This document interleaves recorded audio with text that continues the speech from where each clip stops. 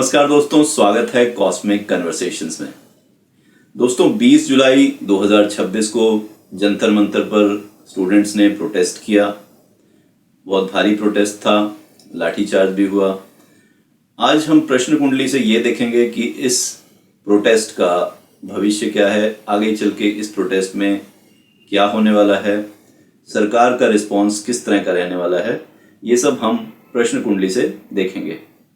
सबसे पहले टाइमलाइंस की बात करते हैं। 20 जुलाई 2026 को 9 बजे के मार्च का कॉल था, इसलिए टाइम हमने लिया है 20 जुलाई सुबह 9 बजे। राशि नॉर्मली जब गवर्नमेंट्स के लिए देखा जाता है कि कुछ सरकार क्या करने वाली है, जो चीज़ गवर्नमेंट को इम्पैक्ट करती है, तो हम सिंह राशि का लगन बनाते हैं। और 20 जुलाई 2026 को 9 बजे सिंह राशि का ही लगन है। तो ये है हमारी कुंडली 20 जुलाई 2026 सुबह 9 बजे। सिंह राशि की कुंडली है ये। इस कुंडली में सबसे पहले हम देखते हैं लगन और लग्नेश की स्थिति। सिंह राशि के स्वामी हैं सूर्य। सूर्यदेव अपनी राशि से 12वें स्थान में बैठे हैं। 12वां स्थान किसी भी भाव का आखिरी भाव होता है और उस भाव का एंड माना जाता है। तो 12वें भाव में लगन के स्वामी का होना उस लगन को वीक बनाता है। दूसरा, जब भी कोई समस्या शुरू होती है, जैसे इंडिविजुअल में भी यदि कोई चार्ट दिखाता है कि ये बीमारी हमें हुई है या ये समस्या चल रही है, तो जो सवाल सबसे पहला पूछा जाता है कि ये समस्या आपकी कब से शुरू हुई है, क्योंकि वो हमें बताता है कि कौन सा वो इवेंट था, कौन सा वो प्लैनेट था जिसकी वजह से कुछ इवेंट एक्टिवेट हुआ है किसी पर्टिकुलर दशा में। तो 16 जुलाई को कॉल दी गई 20 तारीख के मार्च की। ये था इमीडिएटली संक्रांति के बाद। सूर्यदेव 11वें भाव से सिंह राशि के लिए 12वें भाव में जैसे उन्होंने ट्रांजिट किया, 20 तारीख के प्रोटेस्ट की कॉल की गई। तो इमीडिएट जो ट्रिगर पॉइंट था वो था संक्रांति, सन की मूवमेंट 12वें भाव में कर्क राशि में। तो यहाँ लगन और लग्नेश की स्थिति वीक है और जो इवेंट स्टार्ट हुआ है वो इमीडिएटली सन के ट्रांजिट के बाद हुआ है कर्क राशि में और सिंह राशि के 12वें भाव में। दूसरा, लगन में केतु हैं। केतु सेपरेटिव प्लैनेट हैं और यूजुअली बहुत जल्दी किसी से भी इन्फ्लुएंस हो जाते हैं, क्योंकि केतु का अपना माइंड नहीं है, इन्फ्लुएंस इजीली हो जाते हैं और लगन में बैठ के ये लगन को और ज़्यादा वीक कर रहे हैं। लग्नेश की स्थिति कमज़ोर है, इसके साथ ही लगन में केतु होने की वजह से लगन यहाँ पर हमारा और ज़्यादा वीक हो गया है। जब भी हम सरकार के लिए प्रश्न कुंडली देखते हैं, गवर्नमेंट्स को देखते हैं, तो सूर्य के बाद जो सबसे इम्पॉर्टेंट प्लैनेट होता है वो होता है मंगल, क्योंकि मंगल सूर्य की शक्ति है। राजा की, सरकार की जो शक्ति है वो है उसका बल, उसकी फोर्स। इंटरनल पुलिस हो सकती है, अगर इवेंट ज़्यादा बड़ा है, प्रॉब्लम ज़्यादा बड़ी है तो आर्मी हो सकती है। तो सूर्य के बाद दूसरा जो इम्पोर्टेंट प्लैनेट है सरकार की प्रश्न कुंडली देखने में वो है मंगल। इस राशि में मंगल 10वें भाव में स्थित है और 10वें भाव में एक अच्छी प्लेसमेंट है मंगल की। 10वें भाव में बैठ के मंगल लगन को देख रहे हैं, चौथे भाव को देख रहे हैं और 5वें भाव को देख रहे हैं, जो काल पुरुष की कुंडली का नेचुरल सिंह राशि का भाव है। तो मंगल यानी कि जो हमारी फोर्सेस हैं, इंटरनल फोर्सेस, यहाँ पर पुलिस कहेंगे, वो लगन को प्रोटेक्ट कर रही हैं। 4th हाउस इंटरनल प्रॉपर्टी को भी प्रोटेक्ट कर रही हैं और 5th हाउस जो नेचुरल सिंह राशि का स्थान है उसको भी प्रोटेक्ट कर रही हैं। तो यहाँ पर किसी तरह की बहुत ज़्यादा पब्लिक प्रॉपर्टी डिस्ट्रक्शन होने की संभावना नहीं है, क्योंकि मंगल वेल प्लेस्ड हैं, अच्छे भाव में हैं, तो वो लगन को भी प्रोटेक्ट कर रहे हैं और 5वें भाव को भी प्रोटेक्ट कर रहे हैं। लेकिन मंगल पर शनि की दृष्टि है। 8वें भाव से शनि मंगल को देख रहे हैं तीसरी दृष्टि से। मंगल शनि को नहीं देख रहे, शनि मंगल को देख रहे हैं। शनि का एस्पेक्ट है मंगल पर। एक बात यहाँ पर और नोटिस करने वाली है कि शनि और मंगल दोनों की डिग्री 20 पर है, दोनों ही 20 डिग्री पर है, यानी जो इनका एस्पेक्ट है वो बिल्कुल एग्जैक्ट डिग्री टू डिग्री है। 3 डिग्री लेफ्ट या राइट होते तो इसका इम्पैक्ट अलग होता, लेकिन बिल्कुल डिग्री पे इम्पैक्ट है। सो यहाँ शनि का इम्पैक्ट मंगल पे बहुत ज़्यादा है, जो मंगल को वीक कर रहा है। जिसकी वजह से मंगल प्रोटेक्ट तो कर रहा है लगन को, 4th हाउस को और 5th हाउस को, लेकिन मंगल इटसेल्फ वीक है।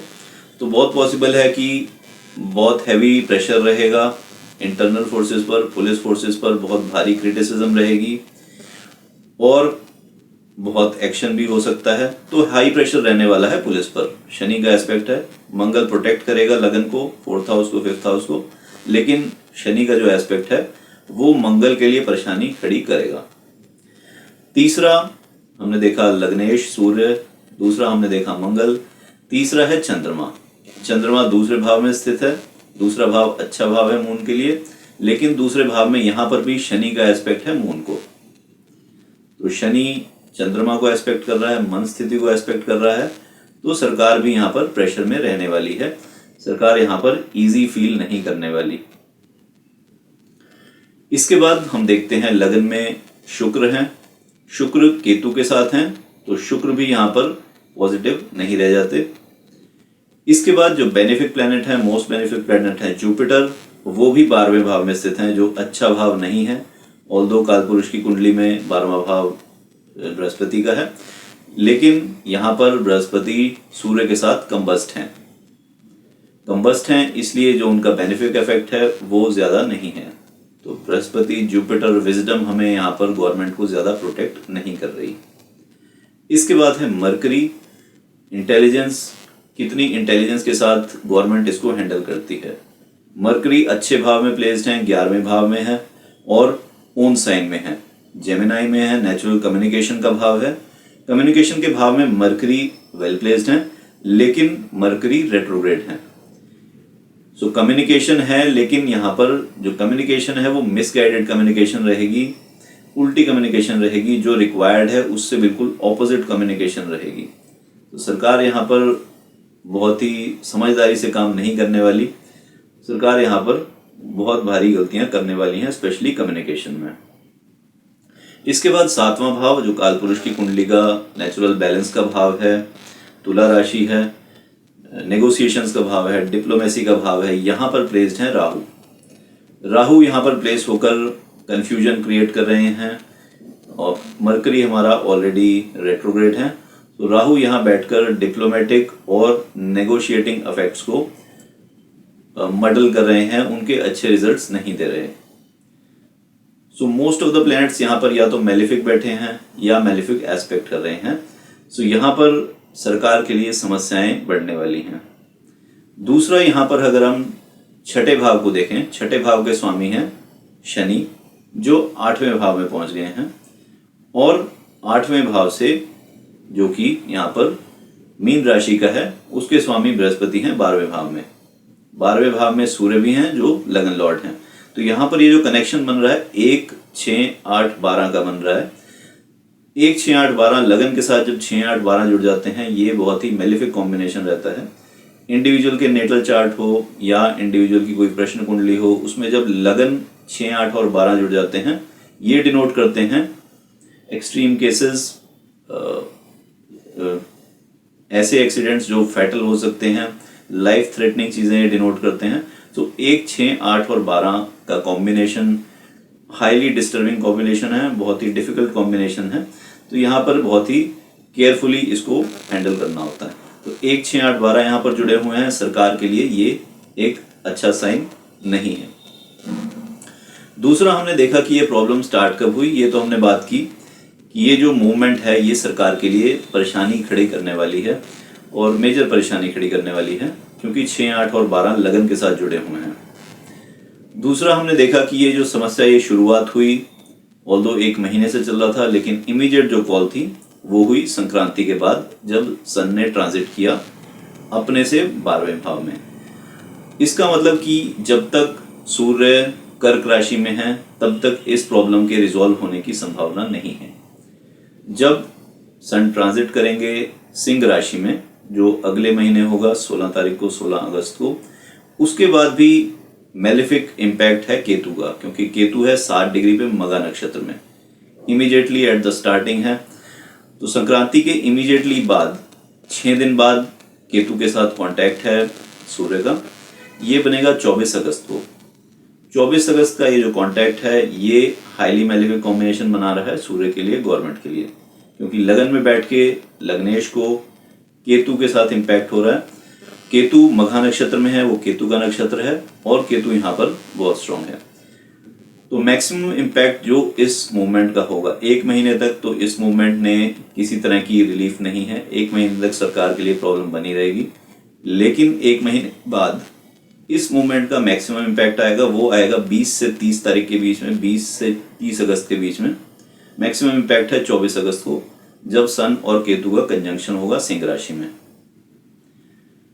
उसके बाद भी सिंह राशि में सूर्य बने रहेंगे 1 महीने तक, तो रिलीफ उसके बाद भी नहीं है, लेकिन मैक्सिमम इम्पैक्ट यहाँ पर खत्म हो जाएगा। तो सरकार को अब करना क्या चाहिए? सरकार को ध्यान देना चाहिए मरकरी पर, जो रेट्रोग्रेड है, जो उनको सही तरीके से सही डायरेक्शन में इंटेलिजेंस या सोचने का तरीका नहीं देगा। सरकार को यहाँ पर कंसल्टेंट्स हायर करने चाहिए, प्राइवेट कंसल्टेंट्स हों या प्रोफेशनल कंसल्टेंट्स हो जिन्होंने इस तरह की सिचुएशन डील की है। अपनी इंटरफेरेंस उनको कम करनी चाहिए। ये सारा जो मामला है वो उनको प्राइवेट कंसल्टेंट्स को पूरी तरह से हैंडओवर कर देना चाहिए रिजॉल्व करने के लिए। जितना ज़्यादा गवर्नमेंट यहाँ पर अपना इन्फ्लुएंस यूज़ करेगी, अपना दिमाग अपनी बुद्धि लगाएगी, उतना ये उनको नेगेटिव रिजल्ट देगा।